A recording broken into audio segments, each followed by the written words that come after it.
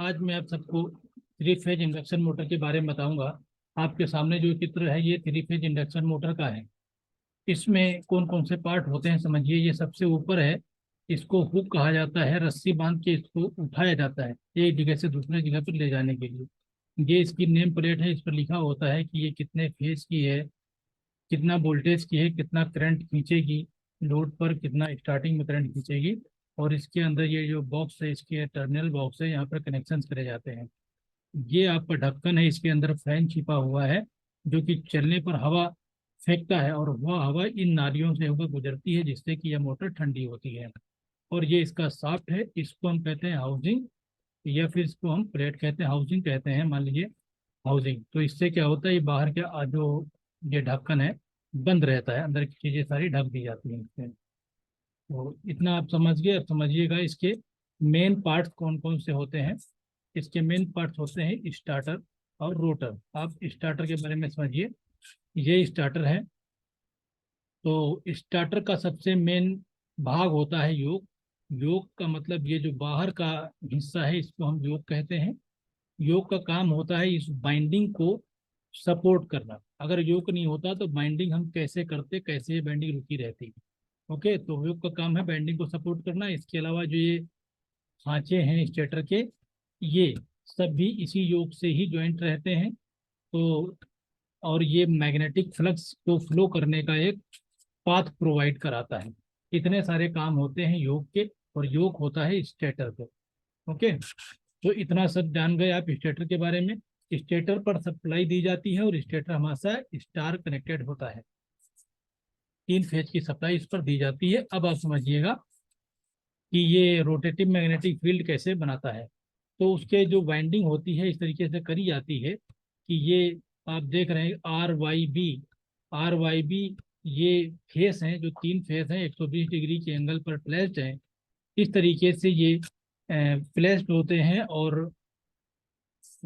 120 degree angle पर ये placed हैं, इसलिए यहाँ पर एक रोटेटिंग मैग्नेटिक फील्ड जनरेट हो जाता है जिससे कि एक फ्लक्स, जो रोटेटिंग मैग्नेटिक फील्ड स्टार्टर में चलता है।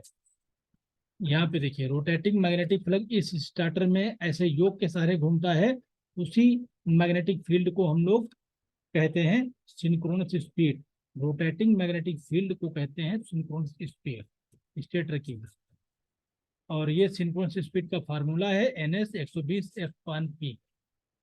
NS क्या है इसमें, सिंक्रोनस स्पीड है, F फ्रीक्वेंसी और P आपका नंबर ऑफ पोल्स है। तो ये आपका रोटर है जो उस इंडक्शन मोटर के अंदर रखा जाता है। और ये सारी की बैरिंग है, इतनी बैरिंग पर ये रखा होता है।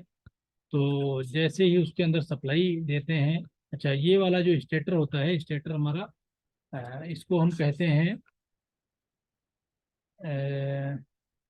हाँ, ये डेल्टा कनेक्टेड होता है, यानी कि इसकी जो सेकेंडरी होती है हमारे पास वो शॉर्ट सर्किटेड होती है डेल्टा कनेक्टेड में। डेल्टा कनेक्टेड हो गया, ये आपकी बेरिंग्स हो गई। अब ये आपका NS 120 F/P अभी जो मैंने बता दिया। और ये इसकी स्लिप है NS-N/NS। NS क्या है, synchronous speed of rotor, sorry synchronous speed of stator. और N क्या है, रोटर की स्पीड है अपान सिंक्रोनस स्पीड से। अगर हम ऐसा कर देंगे तो जो भी हमें मिलेगी वैल्यू वो स्लिप पे हराएगी। परसेंटेज स्लिप में स्लिप को हमेशा बताया जाता है। तो अगर परसेंटेज निकालना है तो यहाँ पे 100 से गुणा कर दीजिएगा, परसेंटेज निकाला जाता है। अब देखिए कि इंडक्शन मोटर के कनेक्शन कैसे होते हैं। ये टर्मिनल है, तो ये स्टार और डेल्टा दोनों में कनेक्ट किया जाता है। अगर 3 HP से कम की मोटर है तो फिर हम स्टार में ही चला लेते हैं, हमें स्टार्टर की जरूरत नहीं पड़ती है। लेकिन अगर 3 HP से ऊपर की है तो फिर हमें स्टार डेल्टा स्टार्टर की जरूरत पड़ती है। तब हमारे यहाँ पर कनेक्शन जो होते हैं स्टार या डेल्टा में, इनको, इन जो पत्तियाँ होती हैं इनको खोल के सेट किया जाता है, जब या तो स्टार या तो डेल्टा में। अभी जब आप देख रहे हैं तो ये डेल्टा में है। अगर हमें स्टार में कनेक्टेड करना होगा तो इस तरीके से हम कनेक्ट कर देंगे, इन पत्तियों को इस तरीके से आपस में जोड़ेंगे और सप्लाई इन पर दे देंगे तो ये स्टार कनेक्शन हो जाता है। इस तरीके का अगर पत्तियां हैं तो ये डेल्टा कनेक्टेड होता है। तो इस तरीके से ये आपकी इंडक्शन मोटर के बारे में हमने बताया है। अगर आपको अच्छा लगा है वीडियो तो फिर इसको लाइक कर दीजिएगा और शेयर सब्सक्राइब कर दीजिएगा। इसी के साथ अपना वीडियो समाप्त करते हैं। धन्यवाद।